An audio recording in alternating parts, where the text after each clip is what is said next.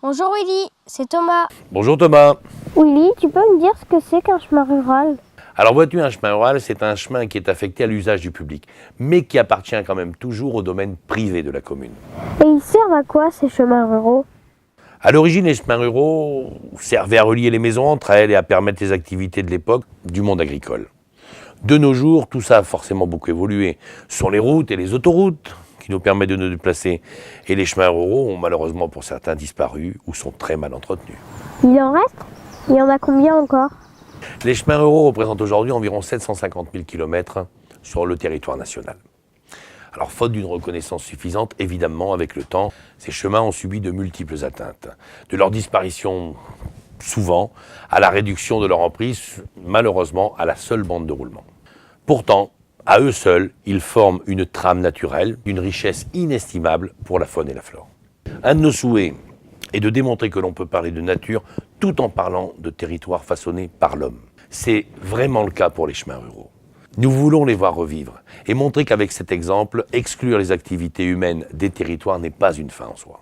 Et puis tu vois Thomas, je suis intimement convaincu que c'est en associant les hommes à la gestion des territoires que nous pourrons les améliorer. Et cela, évidemment, contribuera aussi au maintien et au développement de la biodiversité. C'est pour cela que le monde de la chasse a pour volonté de coordonner les actions de restauration et surtout d'entretien de ces chemins ruraux. Et pourquoi ce sont les chasseurs qui s'en occupent? Thomas, les chasseurs sont les premiers écologistes de terrain. Qui s'occupe mieux que les chasseurs des biotopes? Qui préserve au mieux les espaces et les espèces? Et c'est dans ce cadre-là qu'il faut qu'on s'attaque tous ensemble aujourd'hui, et tous les acteurs de la nature, aux chemins ruraux. Si à la base, la motivation première des chasseurs est la préservation de la petite faune sédentaire de plaine, comme la perdrix, très chère à nos yeux, ces aménagements de bord de chemin, comme la plantation de haies, recréent un maillage de biodiversité favorable à l'ensemble de la faune et la flore. Et en plus, cela permet bien sûr de lutter contre l'érosion de nos sols. Et s'occuper des chemins, ça va prendre du temps.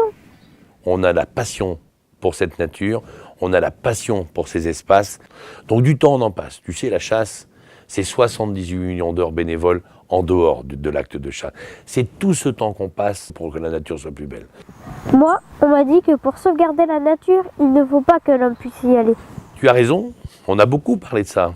Et il s'est fait beaucoup de choses. Mais tu sais, aujourd'hui, quand on regarde un petit peu, on se rend compte quand même bien que quand on enlève l'homme d'un espace, et quand on retire la main de l'homme d'un espace, cet espace se meurt tout doucement. C'est notre fonction, Thomas. Préserver la nature, mais aussi la façonner. La vivre, mais la vivre de l'intérieur. La préserver avec amour, comme on le fait tous les jours, mais le faire également dans la gestion des espaces et des espèces. Et puis ces chemins ruraux, c'est un espace formidable pour y pratiquer des activités de loisirs, comme les randos à pied ou à cheval, ou même encore comme toi, pour y pratiquer le VTT. Merci Willy, à bientôt. À bientôt Thomas.